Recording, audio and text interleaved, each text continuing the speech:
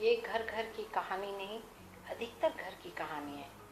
आप औरतों को ना जाने किन किन नामों से पुकारते हैं। माँ, बहन, बेटी, बहू, ये औरतें ही तो हैं जिन्हें आप माता, जननी, त्याग की देवी, बलिदान की मूर्ति कहते हो। पर क्या सच में घर में आप ये सम्मान देते हैं? ये मर्दों की बस की बात नहीं है। ये नसीहत सिर्फ दूसरों के लिए है। क्या आप अपनी माँ को उतना सम्मान देते हैं जितना उनको चाहिए? नहीं। वो बहू जिस सम्मान की हकदार है, क्या आप उसे देते हैं? नहीं। पर माँ बेटे की थोड़ी चोट में तड़प उठती है, कलेजे के टुकड़े बना आत्मसात करती है। बहन आपकी स्वस्थ सुखी रहने की कामना करती है और आपको इज्जत भी देती है। बेटी जो हर कदम में आपके साथ रहना चाहती है, हर मुश्किल में साथ देती है। हाँ, बहू जो अपना घर परिवार छोड़ कर आती है और आपके घर को संवारती है, आपको सम्मान देती है, वो अपना सर्वस्व निछावर कर देती है। उस बहू को सिर्फ घर में तिरस्कार ही मिलता है और दंश झेलना पड़ता है, जो असहनीय पीड़ा देती है, पर चुपचाप सहन करती हुई आपकी सेवा में निरंतर लगी रहती है। मर्दों को औरतों की बराबरी नागवार गुजरती है। आपके सवालों का जवाब देने की अगर औरतें हिम्मत की तो उसे जुबान लड़ाने की जुमले से नवाजा जाता है। कहने को तो आप औरतों की रक्षा करते हो, कभी कभी बाहर वालों से, पर खुद दिन में 50 बार अपनी बातों से छलनी करते रहते हो। यही औरत की जीवन है जिसे तोड़ने की हिमाकत की है स्वाति और कामनी। जीवन में औरत जब भी अपनी खुशी की तमन्ना रखती है तो उसे दुख ही मिलता है। जीवन की धार को जब वो मोड़ना चाहेगी तो टूटने का डर रहेगा। अपनी इच्छा से औरतों का कुछ भी करना समाज के लिए अभिशाप बन जाता है। ये एक देश की औरतों की कहानी नहीं है, अधिकतर देश दुनिया में हर औरतों की कहानी है। इन्हीं औरतों पर आधारित ये कहानी अश्रुधारा। कामनी का मानना है औरत दायरे के अंदर ही परिवार के साथ संपूर्ण सुरक्षित रहती है, पर स्वाति का मानना है औरत अपने अधिकार और स्वाभिमान को बरकरार रखने के लिए खुद के पैरों पर खड़ा होना और अपनी सुरक्षा खुद करने पे विश्वास रखती है। एक दिन बाजार में कामनी, स्वाति तुम कहाँ जा रही हो? आजकल तुमसे मुलाकात भी नहीं हो पाती है, कहाँ रहती हो? स्वाति, अरे कामनी तुम यहाँ क्या कर रही हो? कामनी, पहले ये बता तू जा कहाँ रही थी? स्वाति, मैं ऑफिस जा रही हूँ, मेरा ऑफिस इसी ओर है। फिर कामनी से, स्वाति तुम कहाँ जा रही हो? हाथ में थैला लेकर। मैं ये सब्जी लेने आई थी और बेटे को स्कूल से। इसी वक्त उसकी छुट्टी का समय है। स्वाति, तुम यही सब करती रहोगी? इतनी पढ़ाई लिखाई करने के बाद भी कुछ तो अपने बारे में सोचो यार। कामनी, और तू बता शादी कब कर रही है? स्वाति हंसते हुए बोली, अरे सुखी जीवन बिताने के लिए शादी ही क्यों जरूरी है? हम बिना शादी के ही खुश रह सकते हैं।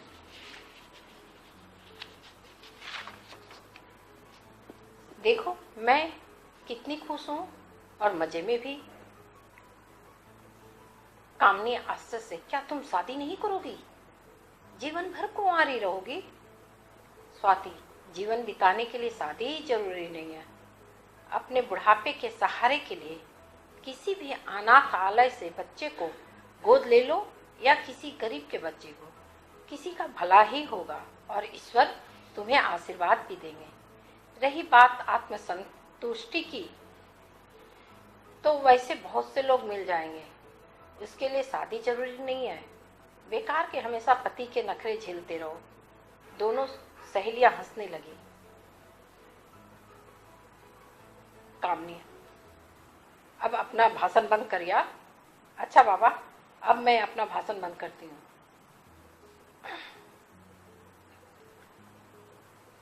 स्वाति, तू बता, तेरा वैवाहिक जीवन कैसा चल रहा है? तू तो खुश है ना? कामनी, कहाँ यार, मैं तो इतनी परेशान हूँ, मुझे समझ में नहीं आता कैसे क्या होगा। इधर माँ जी की भी तबीयत खराब रहती है, ननद की भी शादी करनी है, बेटा का पढ़ाई भी है। इनकी कमाई ऐसी नहीं है कि ये सारी चीजें पूरी की जा सके। माँ जी का दवा, बेटे की पढ़ाई, घर का खर्च, इसी में सारे पैसे निकल जाते हैं। रेखा की शादी के लिए पैसे बचा ही नहीं पाती हूँ, इसलिए ये बहुत परेशान रहते हैं। ससुर का छोड़ा हुआ कुछ रुपए हैं, बस उससे दहेज तो क्या, शादी के कुछ सामान भी नहीं पूरे होंगे। स्वाति, इसलिए तो कहती हूँ तू भी अपने हिसाब से नौकरी ढूंढ ले, पर तू सुनती कहाँ है। तेरी ननद की शादी के पैसे भी जमा हो जाएंगे और पति के कंधे का भार भी थोड़ा हल्का कर दोगी। तेरी सोच ना बेचारे राजेश के कंधे के बोझ को और बढ़ा रखा है। स्वाति हंसते हुए, मैं ऑफिस जा रही हूँ, तेरे बेटे का छुट्टी का समय हो गया है। दोनों अपने अपने रास्ते चली गई। रास्ते में कामनी सोच रही थी, ठीक ही तो वो स्वाति बोल रही है, मैं इतनी पढ़ाई करके भी अपने पति के कंधे से कंधा मिलाकर नहीं चल पा रही हूँ। आज उनसे जरूर बात करूंगी, ये मना नहीं करेंगे। सोचते हुए अपने घर पहुंची और नयन का ड्रेस चेंज ही कर रही थी। उसी वक्त किसी ने दरवाजे की बेल बजा दी। कामनी, रेखा, ओ रेखा, देख कौन आया। रेखा दरवाजा खोली तो सामने खड़ा एक आदमी पूछ रहा था, ये राजेश जी का घर है? रेखा, जी, क्या हुआ, आप कौन हो? तब तक कामनी भी दरवाजे पे आ गई। क्या हुआ? तो वह आदमी बोला, आप राजेश जी की पत्नी हैं? जी, बताइए क्या बात है। राजेश जी का एक्सीडेंट हो गया है, आप लोग जल्दी चलिए। इतना सुनते ही घर में कोहराम मच गया। रेखा रोते हुए घर के अंदर भागी। माँ, भैया का एक्सीडेंट हो गया है, मैं और भाभी हॉस्पिटल जा रही हूँ, तुम नयन को देखना। माँ यह सुन छाती पीटने लगी। क्या हो गया मेरे लाल को, कहाँ है? हे भगवान, ये क्या हो गया? मैं भी अपने लाल को देखूंगी, मैं भी चलूंगी तेरे साथ। हे भगवान, हे ईश्वर, उसकी रक्षा करना। वो अपनी लाठी टेकते हुए बाहर आ गई। बहू, ओ बहू, कामनी किधर हो? कामनी। पर कामनी के मुंह से एक शब्द नहीं निकला, शरीर ही पत्थर हो गया। वह जड़वत खड़ी रह गई। रेखा झंझोरते हुए बोली, भाभी चलिए, भैया कैसे पता नहीं, हम सभी लोग चलेंगे। घर में ताला लगाकर रेखा ऑटो बुला लाई। किसी तरह कामनी को खींचते हुए ऑटो में बिठाई और माँ को भी। माँ अपनी बुढ़ी आंखों में पानी लिए लाठी टेकते हुए ऑटो में जाकर बैठ गई। रेखा, भैया जल्दी चलो। तो ऑटो वाला जल्दी चलने लगा तो रास्ते में माँ जी कहे जा रही थी, बहू अपने आप को संभालो, तुम्हें हिम्मत करनी होगी बेटा। अगर तू हिम्मत हार जाएगी तो हम सबका क्या होगा? राजेश को कुछ नहीं होगा, तू हिम्मत रख। तभी हॉस्पिटल आ गया। हॉस्पिटल में उतरते ही ये सभी लोग हॉस्पिटल पहुंच गए हैं। दौड़कर रेखा काउंटर पर पूछने लगी, राजेश भैया कहाँ हैं? कोई जल्दी से बताइए ना, काउंटर वाले ने पूछा। कौन राजेश? रेखा बोली, अभी जो एक्सीडेंट हुआ था और जिनको यहाँ भर्ती किया गया है। तो काउंटर वाले ने रजिस्टर खोलने लगा। तभी एक नर्स बोली, अरे अभी जो आए थे जिनकी मौत हो गई। मौत हो गई? रेखा और कामनी बदहवास सी इधर उधर दौड़ने लगी। तभी नर्स बोली, आप आगे से जाइए, बाएं मुड़ जाइएगा तो सामने मुर्दा घर है। ये सुनते ही बूढ़ी माँ वहीं पछाड़ खाकर रोने लगी। रेखा, कामनी बदहवास होकर रोते हुए मुर्दा घर की ओर भागी। बूढ़ी माँ को कोई देखने वाला नहीं था। नयन अपने कोमल हाथों से बूढ़ी माँ की आंसू पोंछने की भरसक कोशिश कर रहा था। दादी, आप क्यों रो रही हो? मम्मी और बुआ आपको छोड़कर चली गई, इसलिए आप रो रही हो। आप मत रो, मैं आपको छोड़कर नहीं जाऊंगा। आप चुप हो जाओ, पापा आएंगे ना तो उनको बता दूंगा मम्मी और बुआ आपको अकेले छोड़कर चली गई। ये सारी बातें वहां खड़े कुछ लोग सुन रहे थे। सबकी आंखें नम थी, पर एक जवान आगे बढ़कर दादी का हाथ पकड़ उठाकर बेंच में बिठाया और एक गिलास पानी ला कर दिया। उधर कामनी अपने पति को देख बस देखती रह गई। वो तो ना रो रही थी ना कुछ बोल पा रही थी। उसे तो काट मार गया।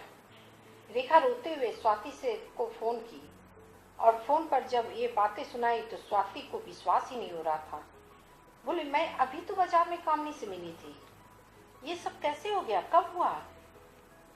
रेखा, मैं तुरंत पहुंच रही हूँ, तुम घबराना मत, अपनी भाभी और मम्मी को संभालो, मैं अभी आई। स्वाति तुरंत हॉस्पिटल पहुंच गई। किसी तरह सबको घर लेकर आई। मोहल्ले में जितने लोग थे सब लोग रेखा के घर आने लगे। इस दुख की घड़ी में पूरे मोहल्ले के लोग जमा हो गए। स्वाति कामनी को संभालते हुए उसे रुलाने की भरसक कोशिश करने लगी। बहुत समझा बुझा कर रोने पर बेबस कर पाई। तब जाकर कहीं कामनी को होश आया और वो अपने पति के पार्थिव शरीर को पकड़कर दहाड़ मार रोने लगी। बहुत मुश्किल से उसे चुप कराकर अंत्येष्टि की कार्रवाई शुरू की गई। सब कुछ निपटते हुए रात हो गई। स्वाति रेखा से बोली, मैं बाहर से कुछ चाय और बिस्किट लेकर आती हूँ, तब तक तुम अपना घर साफ कर लो। स्वाति चाय और बिस्किट लेकर आई, सब लोगों को खिलाई। कुछ देर वहां बैठने के बाद रेखा से बोली, अब रात बहुत हो गई रेखा, मैं घर जा रही हूँ। वह घर जाने के लिए निकल तो गई पर रास्ते में सोचती जा रही थी, अब इन लोगों का क्या होगा, कैसे संभालेगी कामनी।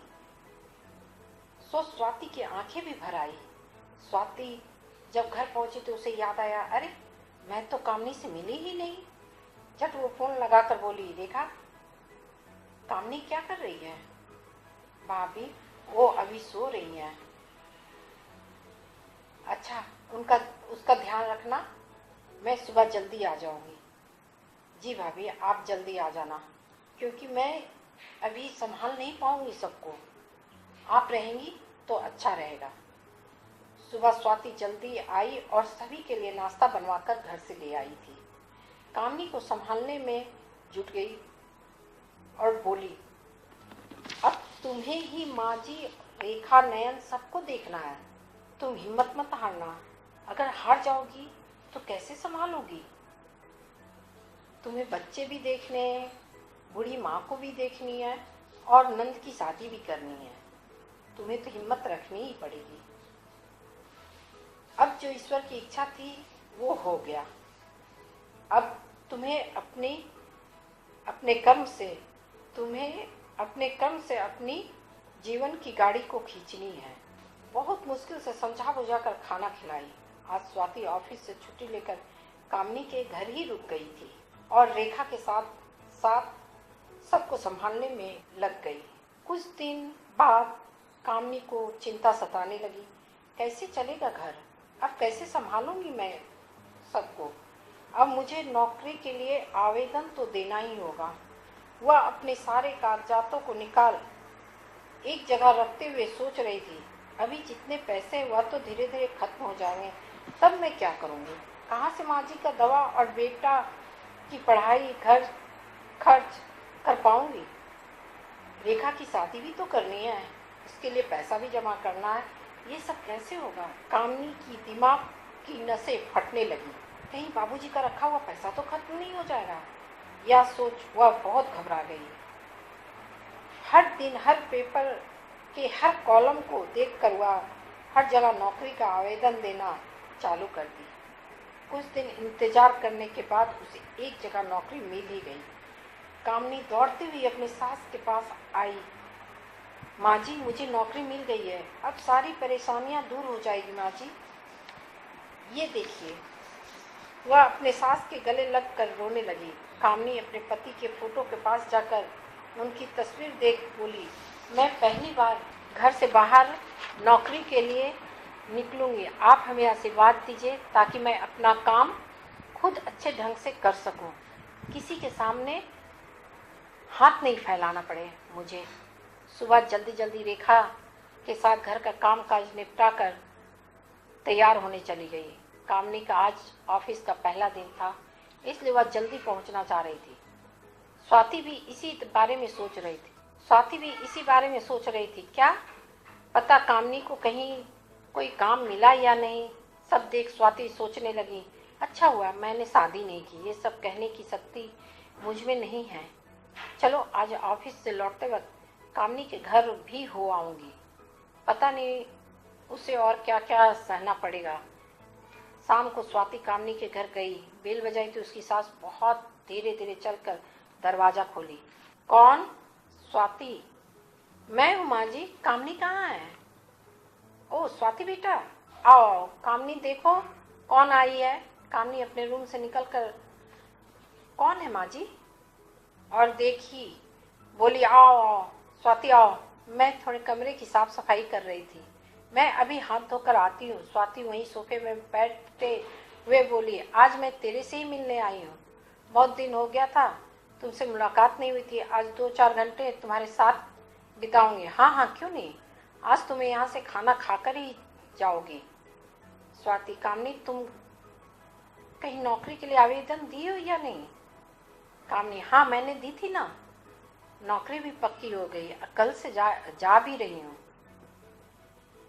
कल पहली बार घर से काम के लिए बाहर निकली थी, थोड़ा अजीब लग रहा था। अरे इसमें अजीब की क्या बात है? आजकल सभी औरतें जागरूक हो गई हैं, सभी काम काज के लिए घर से निकलती हैं। चलो तुम्हें जल्दी नौकरी मिल गई, अच्छा है, वरना तुम्हें बहुत परेशानी होती। अच्छा कामनी, रेखा की शादी की बात कहीं पक्की हुई या नहीं? अभी कहाँ, अभी तो मुझे पैसे जमा करने हैं और डर भी लगता है यार, कैसा घर वर मिलेगा, मैं कैसे कर पाऊंगी इतने पैसे जमा। तुम रेखा को नौकरी के लिए क्यों नहीं करती हो? उसके नौकरी करने से तेरा भार कुछ हल्का हो जाएगा और तू कुछ पैसे भी जमा कर सकेगी और अच्छा घर वर भी खोज लोगी। नहीं नहीं, उसे मैं नौकरी के लिए नहीं कर सकती। लोग क्या कहेंगे, पति के जाते ही नंद से नौकरी करवा रही है। और फिर माँ जी भी क्या सोचेंगी, रेखा को भी बुरा लग सकता है। ना बाबा ना, मैं उसे नौकरी के लिए नहीं कहूँगी। अरे इसमें हर्ज ही क्या है, अगर नौकरी करेगी तो अपने पति का साथ भी तो देगी, आगे चलकर पैरों पर खड़ी रहेगी किसी भी मुसीबत का सामना करने के लिए। कामनी सोचो, अगर तुम नौकरी की होती तो तुम्हारे पास भी कुछ पैसे जमा होते। अगर उसके ससुराल वाले नहीं चाहेंगे तो क्या नौकरी छोड़ देगी और अपने घर के कामों में हाथ बटाएगी। कामनी कैसे कहूँ, समझ में नहीं आता। रेखा कहीं बुरा मान गई तो? ठीक है, तो हम दोनों मिलकर माँ जी को समझाते हैं, हो सकता है माँ जी मान जाए। अभी दोनों सहेलियाँ बातें ही कर रही थी कि उसकी सास आ गई और बोली, क्या बात है बेटा, तुम दोनों किस बात पर बहस कर रही हो? स्वाति, आइए माँ जी बैठिए। मैं कामनी को यही समझा रही थी कि अब रेखा को भी घर बैठाकर क्या करोगी, उसे भी नौकरी पर जाने दो। पर ये मान ही नहीं रही है, कहती है रेखा क्या सोचेगी, माँ जी क्या कहेंगी, समाज क्या कहेगा। मैं कहती हूँ अगर रेखा नौकरी करेगी तो अपने पैर पर खड़ा रहना भी सीखेगी और घर में 2 पैसे ज़्यादा आएंगे भी, तभी तो रेखा की शादी कर सकेंगी। अभी रेखा कहाँ है? माँ जी बोली, रेखा नयन को सुला रही है। स्वाति, अच्छा मैं पहले आपसे ही बात कर लेती हूँ, फिर रेखा से बात करूँगी। माँ जी, आप रेखा की नौकरी के लिए हाँ कर रही हैं ना?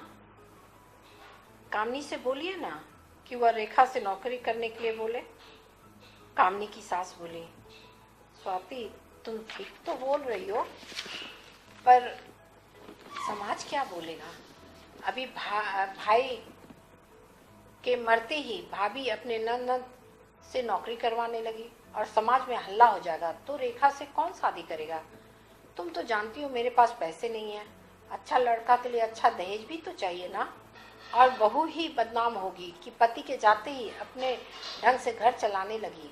ऐसे ही मेरी बहू काफ़ी परेशान है, मैं उसे और परेशान नहीं देखना चाहती हूँ।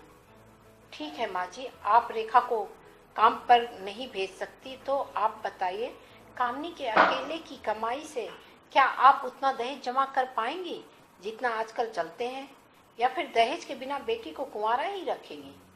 ये बताइए। मैं आप लोगों से ये निर्णय तुरंत लेने के लिए नहीं कर रही हूँ।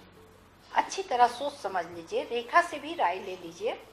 माँ जी, मैं बहुत परेशानी में खुद ही आईएएस की पढ़ाई पूरी कर कलेक्टर की नौकरी कर रही हूँ। मैं जानती हूँ मुसीबत के समय कोई काम नहीं देता। समाज का क्या है, वो तो उल्टा सीधा कहेंगे ही।